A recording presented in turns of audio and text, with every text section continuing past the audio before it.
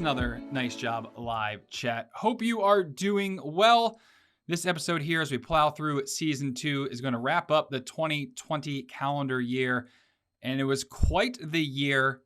Good, bad. I'm sure a lot of extremes for many of you out there. This topic in particular, we want to talk about budgeting. And it's a big thing for your business. There's a lot of myths out there. There's a lot of misunderstanding, and not necessarily in a negative way, but perhaps some self-restrictions you put on yourself. And there's so many different avenues to approach it that I had to get an expert that not only could answer those questions, but to put it in a way that matched the Nice Job podcast, which is energetic, which is helpful, and is a very detailed explanation in very simple words. Dan Platta, that is the bar I set for you. Do you think you're going to be able to accomplish that in this episode? I think I don't really have a choice now, so I'm just going to have to give it my best. But the listeners will have to judge for themselves. We'll see what I can do. And right off the top, I want to get into kind of your background a little bit, before we kind of go into it, because I came across you. I actually saw you on a couple live streams and things with Bobby Walker, who's a big Nice Job user, Nice Job Podcast guest. But we've never got a chance to cross paths or really converse at all. So give me kind of high level, a little bit of your background. How'd you get into what you're doing now? What drives you? What motivates you? Give me Dan Platta in a nutshell. Yeah. So I went to school for accounting, finance stuff back in the day. And I ended up taking that into the corporate world, thought I kind of wanted the cushy desk job. And I did that for about a decade. While I was there, I studied the CFA program and I passed all the exams. But, speaking of budgeting, I never budgeted for the annual expense of putting letters after your name. And so I opted out of that. I just got the education, but I don't use the letters. But I'm really passionate about finance in general. Now, we have a bookkeeping business and I'm a bit of a nerdy accountant, but I only really like accounting in the sense, maybe I undersold that. I like accounting most for the fact that it helps you make smart business decisions. And if you have good numbers and you know what they mean and you know where they came from, you get to make really good decisions with your money. And the coolest thing about money is that that's the tool to make more money. And so we're all, for-profit businesses here trying to grow our business and do good things with it. So if you get good at accounting and finance, not that you need to be an accountant, but if you understand your numbers and you have a budget and a plan to help you get there, that's how you grow a massive, successful business. So super passionate about that. I've been at Blue Skies since 2016, so a little over 4 years here. And I own part of the business, but I didn't start it. I kind of was in the corporate world and was helping my business partner, Mike Delkey, with all the things behind the scenes at Blue Skies. And I had so much fun helping him set up our Blue Skies books and doing acquisitions with them. And then he's like, hey, I kind of want to do some other stuff. You want to join Blue Skies full time and kind of take over for me? And it was like, yep, see you, corporate world. I'll take a 50% pay cut and go have some fun. My wife was like, what are you doing now? I'm still trying to rationalize that one, but having a lot of fun doing it. So that's kind of what it's all about for me is doing the bookkeeping stuff, doing the finance stuff for other small businesses. Obviously, we do it for our own businesses. We have window cleaning, pressure washing, home cleaning. And so just taking what we do, what we built for ourselves, and now helping more than 100 other business owners with their books and finances.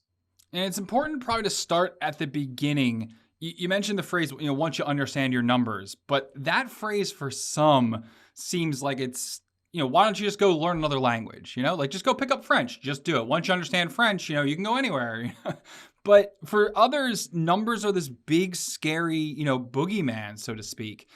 How do you approach telling those people that the numbers that you're going to see through budgeting or through some of your metrics are not perhaps, the overly advanced equations that they're thinking of from their grade school days that really threw them in a nutshell? Is there a difference between those numbers, and how do you explain that? I think numbers are just numbers, right? The things that seem to be scary about accounting is that, to what you said, it's like a different language. Accountants are right up there with lawyers for having created a different language that nobody else understands to keep a secret society only that they will understand. So don't be fooled by the accounting nomenclatures, if you will, like all of the terminology and the words that are used, not everyday household words in general, but the numbers are still just numbers. It's literally addition and subtraction. We all know how to make revenue, and that's like what we obsess about. And then all it is we spend our money on stuff, and we count the beans that we have left over, right? So the math of it is super simple, but understanding how you should spend that money that you make and why you should reserve so much of it for this and try to minimize how much you spend on that. That's really where the power is. And if you get that right, it creates this engine that you can just keep putting gas into and growing more revenue and creating more opportunities. And that provides more wealth for you as the business owner, but it also does so many cool things for your employees and your family and all the stakeholders in your business. So super important stuff to get it right. And ultimately, it is numbers that you're generally going to be familiar with. I always chuckle when I'll hear a home service professional say, well, I'm not really a numbers guy. And I'll say, okay, well, how much to put carpet in this room? And they'll look at it, they'll measure it, and they'll be like, okay, they'll do the square footage in their head, and they'll think of, then all of a sudden they throw out 7 numbers to me, which, not being in, carpeting or cleaning or anything like that, like those numbers are more confusing to me than perhaps, some that I'm familiar with. And budgeting is really going to capture a lot of that as well, because, and correct me if I'm wrong here, kind of at the bare bones of it, it's all the numbers that are kind of driving your engine. So you're looking at, expenditures, you're looking at kind of the money coming in. Like, what is the core values almost of every budget? I know it gets more advanced as it goes on, depending on your type of business, but what are, 2 or 3 or 4 things that are going to be in every budget that's really going to be the first building block when it comes to understanding your finances? So I'm gonna do that one, but I'm gonna hit on one other thing that you pointed out, which is for like the home service person that says they're not a numbers person, math wasn't their thing. You got to understand, like, if you're a small business owner, you literally signed up to play a math game. Like, if you own a business and if you're an employee of somebody else's business, the math game is not your problem. If you own your own business, you literally signed up to play a math game. Like, that is what running a business is you make numbers come in and you control how much of those numbers go out. And so don't kid yourself or don't try to avoid your responsibility as a business owner of the fact that you signed up to play a math game. That's literally all business is it's a game of math. And the winner is the one that stacks up the most chips. Now, you can measure success a lot of different ways, but we're for-profit businesses. And so in general, we like to make a profit to feed our families and pay employees a good amount of money. So when you're building your budget, so transitioning, like how do you build a plan to figure out how many chips you're going to get to keep at the end of next year? There's a couple of just general principles that I like to think about with budgeting to make it not really scary. So one is that, like, it doesn't have to be right. Like, there's no pressure. The only pressure of making a budget is the pressure you put on yourself to try to achieve it. Like, it's more of a tool for you to understand your business than it is oh gosh, if I don't hit this thing, I'm a failure, right? So don't get too obsessed with the goal setting behind it. Like, it's fun to see if we did this much, then what does it look like? And if we do this, then what does that look like? It's kind of a scenario planning tool, if you will. So don't get too hung up on, you build a budget and you feel like you're stuck to it, and if you don't meet it, you're a failure.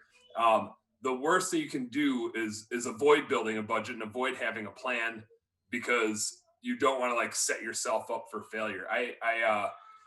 I had this conversation with my wife a handful of times. She works at 3M in the corporate world, and a lot of times she will get asked by superiors like what she wants to do, where she wants her career to go. And she was always very scared of answering that question, because she's like, well, what if I change my mind? What if I'm wrong? Nobody remembers what you said you were going to do. They just wanted to hear you say something so that it sounded like you had a plan. Nobody remembers what you said you were going to do in revenue when you budgeted. Only you do. So you don't owe anybody else anything. It's just to see what you're capable of, or see what the circumstances are that would allow this to happen or allow that to happen. There is no wrong answer in budgeting. So you don't have to be, like, afraid that you're not going to live up to it, or that you don't know how much this should be or how much that should be. So I think that, like, to me, that's the first thing, is just don't take budgeting too seriously. It doesn't have to be right. It's just a map, right? You lay out a map. If you're going to go anywhere, you're going to want a map to do it. So That would be the first thing. The second thing is just start with like what you think sales are going to be, right? Um, your budget should be it's half art, half science, and probably half something else. It doesn't add up to 100%, is what I'm saying. It's just one of those types of things. You know what I mean? Um, so part art, part science, part what you think maybe is going to happen, but you're not going to like predict what happens with COVID, and you're not going to predict if we have something great happen, and you're not going to predict if we have something bad happen. You can create like different scenario plans around it, but it's part what you think might maybe happen, part what have you already done that you can like look at historically and say, this is what we did last January, and therefore here's roughly what we think we might do this January. It's kind of merging of actual history and what your expectations are based on that and what you think the world's going to do. And there's no wrong answer again. So kind of start with sales and then let the rest of the budget start building itself based on your business model. And that's Sean, to what you had said earlier. That's why I kind of built those target budget spreadsheets for everybody. Is really, if you can just come up with a sales plan and how much revenue you think you're going to do, the rest of the story's already been written over and over and over and over again about roughly how much you should spend, how you should measure it, all the things that go into a home service business. You don't have to like recreate anything. That story's been written. You don't have to follow it exactly either, but that was why I created target budget sheets for everybody, is so they don't feel like because spreadsheets can be intimidating. Not everybody loves them. Some of us do. So therefore use our evil powers for good, I guess. But also don't feel like you need to like guess how much you should spend on this thing or that thing, because we already know. We do books for tons of service businesses. We know roughly how much you should spend. So don't try to guess, just ask me or go get the budget sheet I made for you. Yeah, and we didn't get a chance to touch on that yet, but you created these, targeted budgeting sheets, I believe for a bunch of different industries as well. So it's really kind of robust and a lot of depth in there. I definitely want to hear more about that in a moment, but going off of, we talked about, your budget doesn't have to necessarily be right. It'd be great if it comes down and you're, wow, like 100% accurate budget, but more often than not, the expectation is that it's going to come, slightly over, slightly under, something like that. Is there any tips that you would recommend when it comes to trying to strategize what numbers are going to end up being plugged in there to make sure that you're not being too conservative or not perhaps setting I don't say a goal too high, but perhaps putting more into than you need? I guess, to kind of narrow it down a bit is, how do you prevent yourself, from going one way or the other? If maybe that's your sensibilities, or, if you're coming off a bad year, perhaps you're trying to be restrictive as possible to make sure you end up in the black at the end, but that could be a pitfall in itself. How do you find that balance? Make sure you're not too aggressive or too conservative. I think always taking it back to like what the right successful business model would be. So, and that's where I mean, like, it's part based on history, but like if the history was bad, you're not going to try to repeat that anyway. So don't just like use what you did last year to build your budget. And again, the same thing, like going forward, I don't know if you golf at all, Sean, but like if you're a golfer and that pin is tucked in the corner of the green right next to a pond, like you're not going for that pin. I mean, I probably would, because I'm like, yeah, whatever. I got 10 golf balls in the bag. I'll lose a couple of these babies. Yeah. Give me another beer. I'm going for it. But so in business in general, like don't plan on sticking one next to that pin. Like shoot for the middle of the green where you're going to be successful and not taking a ton of risks, but taking the right amount of risks for how you want to run your business. So I think that's where it's like it's kind of a combination of the two. And there's two risks you can have at, and I'm trying to find a better word than risks. Some like mistakes, maybe I won't call them mistakes, but there's two challenges you could have. How about that? Challenges when you're building this budget, which is every month can like tell its own story, right? But what happens in one given month can be so many like goofy timing things. But generally, like you build a budget by month, and when you look historically by month, you're going to look at some months and be like, oh man, like why was October so bad? Like we should have crushed it in October. Try not to get hung up on individual months. There's so many just goofy timing things that can happen. So like let the average of stuff over time tell the story. don't get super hung up on any individual month, because that might have been the month that your truck, crapped the bed. And so you had to go put a new transmission in or whatever. And like a massive expense landed, but don't get hung up on the months where you did great and think like, oh, that's repeatable, right?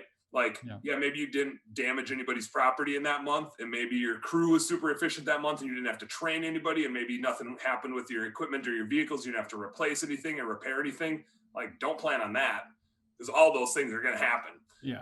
You're going to damage somebody's stuff. Your stuff is going to break. You're going to have new employees to train, whatever the case is. So plan on a little bit of everything kind of spread out over time. And as the results are coming in, like, again, don't get too hung up on any given month, and don't get too hung up on any given line item. So Sean, one of the things we do in all the bookkeeping stuff that we do, and I built these budget sheets the same way, is we have 5 different categories that we use to measure how us in the service business capture our expenses and how we make decisions. And we use these 5 buckets because they're all different strategic decisions that we have to make in our business. And I'm not saying like, hey, you got to go out and make this decision. I'm saying like, whether you think you're making this decision or not, you are. My favorite classic rock band from your neck of the woods, Rush. If you choose not to decide, you still have made a choice. Like, these decisions are happening whether you like them or not. And if you're not measuring them and thinking about them intentionally, then you're just making unintentional decisions, which isn't going to help your business. So the 5 categories that we use, and I'll try to summarize them real quick here so I don't take too much time, but cost of goods sold for anything that's happening out in the field, whether it's the labor, the fuel, the supplies, the tools. Like, if it's getting used out in the field to get that job done, cost of goods sold. Next would be marketing, advertising stuff. I put NiceJob into this category for us, because like, we view NiceJob service as marketing. It's a tool to help people find you and make you look better and get that social proof. Like, that's brand building, it's marketing. So we have software and marketing, if it's marketing related software, stuff like NiceJob or ResponsiBid, SendJim. So advertising and marketing, the cost of getting leads in. Administration would be the next bucket. That's the cost of converting leads. And it's usually people in the office or salespeople. It's a lot of labor in there. That's a tricky bucket to manage, because it's people, and everybody that sits at a computer looks busy and tells you they're busy. And that's tricky to try to manage compared to the people out in the field when you can actually see how they're doing. So COGS, marketing, and then administrative overhead. And now there's 2 more buckets that are left. There's fixed overhead, which are proactive expenses that you like decide on and lock in. So it's stuff like your insurance, your rent, maybe some software like dues and subscriptions when you're enrolled in something, and it's usually like a year-long agreement, utility bills, phone bills, stuff that's hard to get rid of. And if your business goes up, those expenses generally don't go up immediately. And if your business tanks, you still are stuck paying that infrastructure. That killed us in one of our businesses this year when COVID hit. We got tons of infrastructure, and all of a sudden our revenue dropped massively when COVID hit. And it's like, you still got to pay those bills, right? Those are fixed costs. They're really sticky. They're hard to get out of. They're hard to get rid of. The other bucket of overhead costs are variable overhead costs. And this is more like where you can tell if you're being frugal or not. It's all the stuff that's super reactive. Opportunity comes up, an issue comes up, and you just got to like throw money at the problem or find another way to problem solve it. Stuff like education events, if you're going to go to a conference. If stuff breaks, you've got repairs and maintenance. If you need to hire more people, you've got recruiting expenses. It's not the same every month. You're not signed up for anything long-term, but it's just all these things behind the scenes that cost money. And you're either doing them because an opportunity came up and you're going to go attack that thing, or because an issue happened and you just got to fix this problem. And the best way you can come up with is throw money at it. So again, those 5 buckets: cost to get sold, stuff happening in the field; marketing, stuff to bring leads in; admin, stuff to convert those leads and keep your customers happy; fixed overhead for those proactive big expenses that you like negotiate and contract; and variable for the stuff that's reactive expenses, the kind of measure of frugality. All of those things are totally different strategies within your business. So it's super important to try to capture those five buckets. And I know I'm monologuing a little bit here, Sean, but I'll go full circle with it, which is the 2 mistakes, as I called them. And I'm just going to use that word, or issues or whatever with the budgeting, is being too too dialed in on like any given month and taking any month too seriously, but also any of the expenses that land into one of those 5 buckets. If you're like too dialed in on that expense instead of just looking at the overall bucket and what you could spend in that bucket, you can get so caught up in like, oh, repairs and maintenance killed us this year. But as long as like it's spread out across the rest of it, and you cut your travel because you had so many repairs and maintenance, right? Like understanding that the budget is totally flexible, and just because you said you're only going to spend 1% on repairs and maintenance, but this year you spent 2, it doesn't mean you're a failure. It just means like now you have a trigger to know that you spent a lot there, and where can you go save that money so it doesn't just totally come out of your pocket, right? So it's just a tool for you to help make smarter business decisions and keep an eye on things.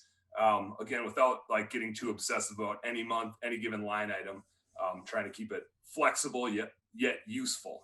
And that leads in nicely to kind of where I wanted to go next. When looking at your history, I want to run 3 scenarios by you, pretty simple, pretty high level. And I kind of want you to give me a reaction of because that is your history, here's one thing you should do, and here's one thing you shouldn't do.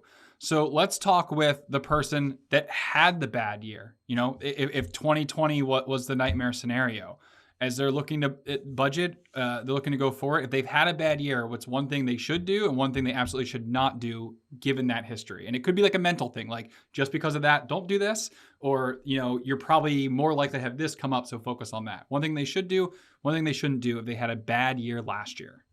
So the first thing is know why you had a bad year. If it's a revenue issue, then it's a sales and marketing problem, and make sure you're building that new plan into your strategy, right? Like issues are only a teaching lesson for us to make an improvement and do something different going forward. So I think it depends a little bit on where the issue is, but in general, figure out what that issue is. That's the thing to not do again, right? Like don't do that same thing that created that issue. And if you're not sure what it is, then start talking to people, start asking other business owners what they do, how they do things differently, and see if you can find a new strategy to employ. And then the thing that you should do is address it in your go forward budget. So if it was a revenue issue, you just didn't bring in enough revenue, the thing that you should be doing is looking at your marketing plan and saying, where am I spending my marketing money? Where is it hitting home and where is it not? If it's I have money and I need to put it to use in different places, the answer might be one thing. If it's I don't have any money, but I need to find a way to keep getting leads in, then it's your labor, it's flyers, it's door knocking, it's whatever you can do that's ground game type of stuff. But figure out what the thing not to do is the thing that got you in trouble last year, right? So identify that and make sure you build going forward a solution to that problem. So that you don't make the same mistake again, but also that it pushes you to think differently and strategically in a different way about your business in the future. And I'm sure that is going to play a role in the next question, which is the converse. You have your best year ever, record-breaking numbers across the board. What's the thing that you definitely want to watch out for coming off that high when making next year's budget? And, what's the one thing that you absolutely should do because you're coming off that record year? So there's one goofy thing that is typical within record years is they're not sustainable. Not in terms like if it's just a record revenue year, that's one thing. Revenue doesn't mean money in your pocket, right? You have a lot of expenses to create that revenue. So what you want is a record profit year. And in general, like when you have those years, there's some things that are associated with things you did very well, and some things that are associated with just happenstances. And again, because you hit the pin on the last green doesn't mean you should go for it the next time. Like the wind might have blown your ball to where it needed to go, and so you felt confident. Like play your game, right? Play your strategy, play your game. You don't need to hit a home run every time. You don't need to go for the pin every time.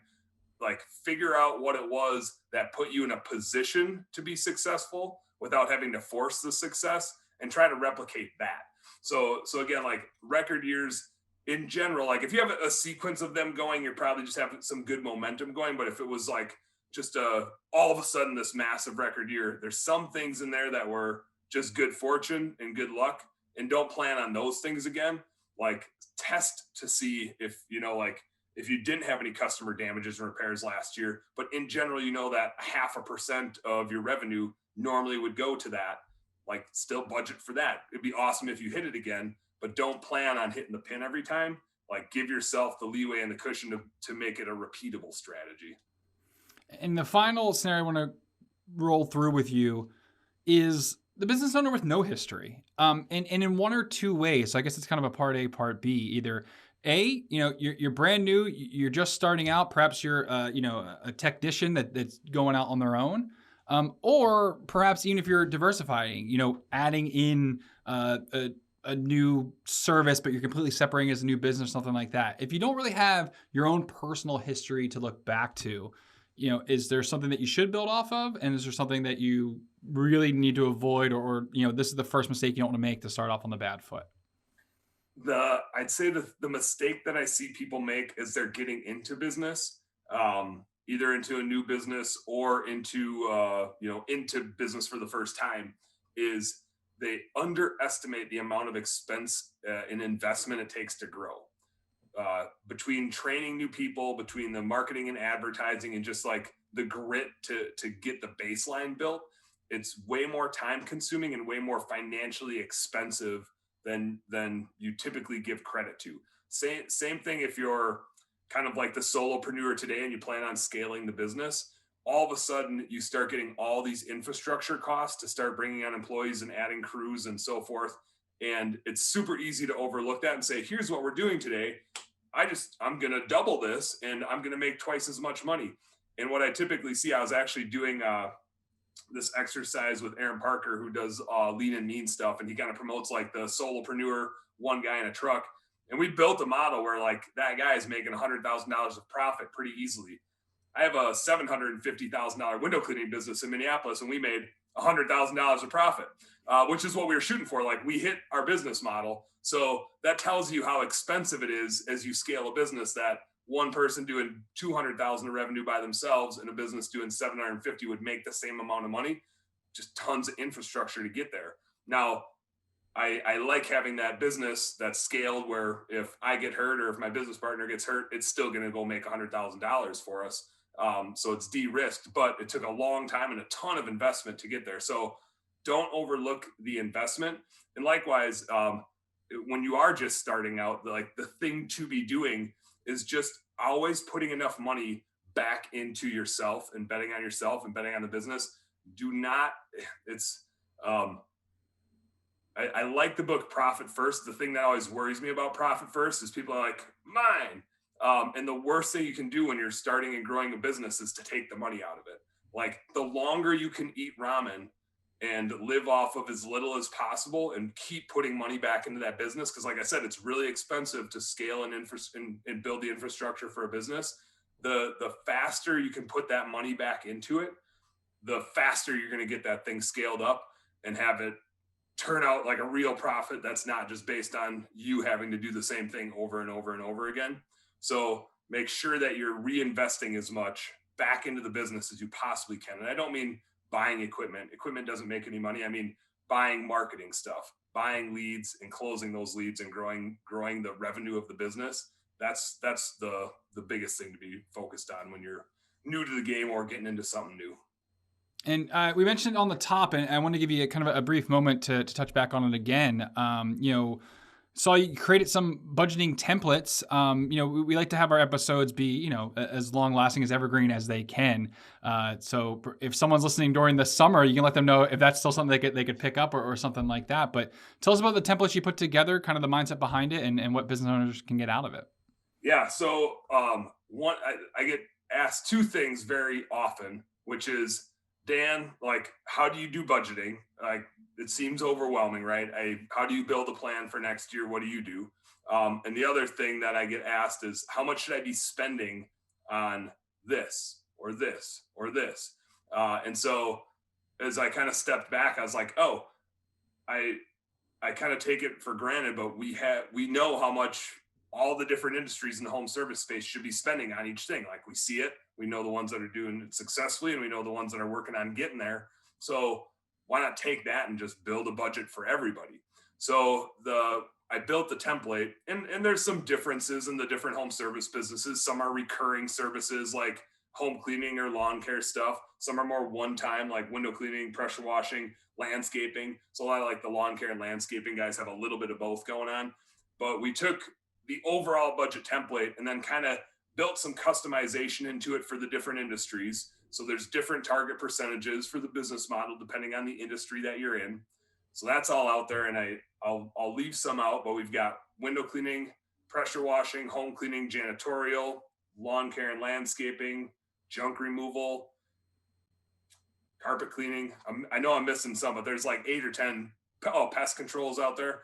So, and I know there's probably other ones I need to build. Somebody's going to listen to this and be like, Dan, where's my budget for, this thing? I had one guy that was like, wood floor refinishing. And I was like, yep, we can make a target budget for that. Like, he's the only guy I know that's refinishing wood floors, but like, it's the same model. We're trading labor and some supplies for Mrs. Jones's check. So we built these target budget sheets because like nobody likes building budgets. Even me as an accounting nerd, it's not my favorite thing to do in the world. Like there's other things I'd rather do beside building budgets. And if budgets to me are like, darn budgets, to everybody else, I can't even imagine what they're thinking when it's time to build a budget.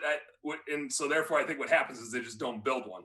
So I figured I'll just build it all for all of you so that you can just go get it. And it's built so that you can just plug your sales in, and then it uses the target percentages for that industry, and it just fills it all out for you.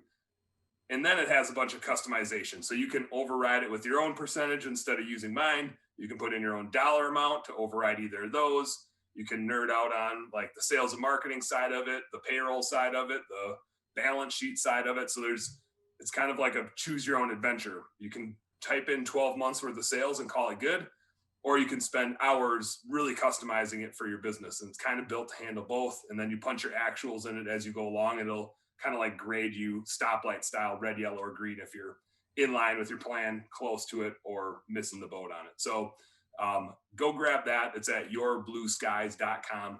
You can get it whenever. And Sean, you and I don't remember if this was at the beginning of the podcast or before we went live. I think it might've been before we went live. Like when is the right time to budget? In general, the right time to budget is, yesterday, and the next best time would be today. So I would say there's never like a wrong time to get better at understanding the numbers of your business and how they should be falling. Like, even if you listen to this in mid-June, go grab that target budget, punch your actuals in for January, February, March, April, May, and punch what you expected from like a sales perspective, and see how your expenses are landing against what the industry targets would be. And then you can be like, oh, I am high on my labor, or hey, my labor is like really, really in line with where we should be as an industry. That makes me feel good. I know like I'm competitive with what guys are doing. So that would be one thing. Especially for the exterior cleaning companies that are out there, which is a huge percentage of the space, if you will. It's lawn care, landscaping guys, pressure washers, window cleaners. For you guys, a lot of you are slow in the winter anyway. So like we build our plan right now in December for January. So like we're not in a huge hurry to get a budget done for our window cleaning and pressure washing businesses, because it's really March before we really ramp up anyway. Yeah. And that's when we need to have a plan and we need to know what we're doing. So there's no like perfect time to budget, but as soon as you get to it, the better, right? Like there's no harm, no foul. And again, I encourage you to not take it too seriously, because like the only detriment in the budgeting space would be just not having one at all. But if you get to it in mid-June, at least you got a plan for the back half of the year and you kind of know how you did the front half of the year. So the sooner the better, but never hesitate to have a plan.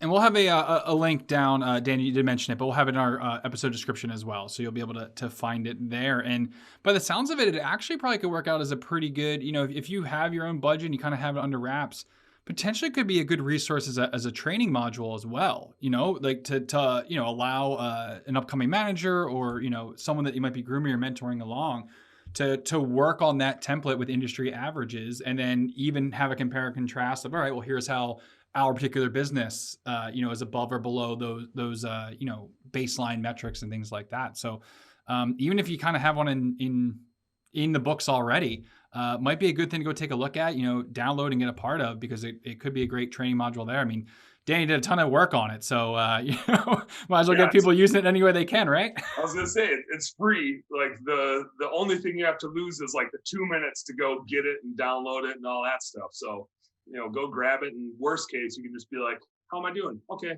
looks good. Go get it. So regular listeners of season 2 know our final wrap-up question that we're trying out this season, because we have a bunch of experts on the podcast and they're so knowledgeable about plenty of different things. But I always like to impress upon the audience that even though you may consider some of our guests, having all the answers, there's always something that they're working on. So Dan, I'll pose the question to you that I asked all of our guests here in season 2. What is the thing that you don't know now that either you're working on or you're excited to find the answer to in the future? That's a good question. In our business, so in addition to bookkeeping, we also have recruiting, and Indeed.com, huge source for applicants, but really hard for recruiters to use.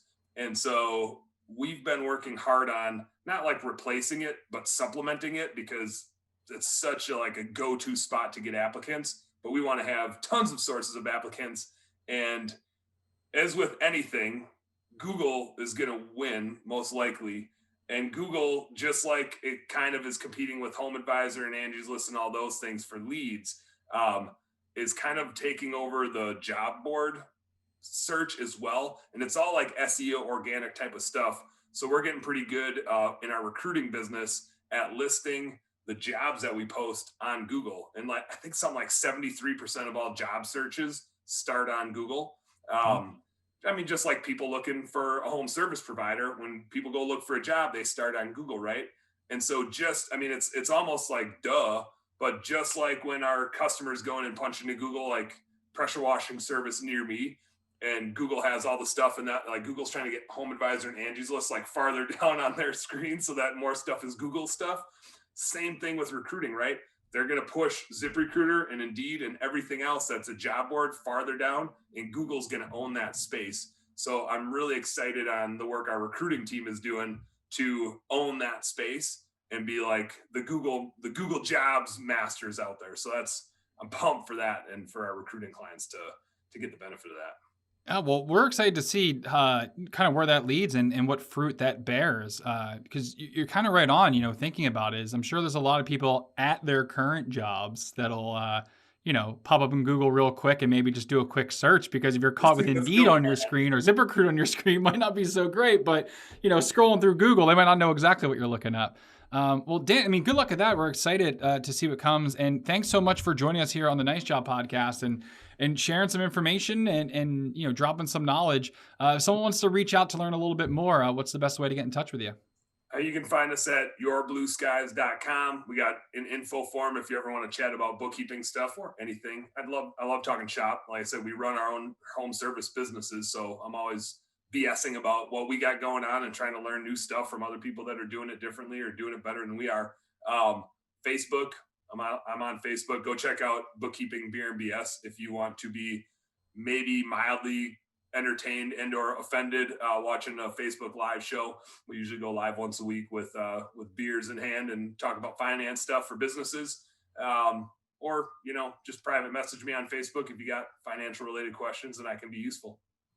Yeah, I was gonna say, if you want to get a little bit of Dan, reach out to him. If you want to get a lot of it of Dan, join the Facebook group, watch the live streams, things like that. I feel like I'm seeing notifications all the time from you, but it's always great content and definitely entertaining as well. So look forward to seeing more of that. Well, Dan, thank you once again for joining us on the NiceJob Podcast. And all of you, thank you as well. If you enjoyed what you heard here today, share it out, like it, send it to a friend, or at the very least, just take something that you heard today and implement it into your business and make yourself just a little bit better. But we enjoy doing the show because we get to see and hear from all of you out there. So thank you so much for taking the time to tune in today. Well, 2020 is wrapping up at the end of this episode, but still more in season 2 to come throughout January and February. So stay tuned for the next episode of the NiceJob Podcast. And as always, hope you're being healthy, we hope you're being safe, and don't forget to have a little fun out there as well.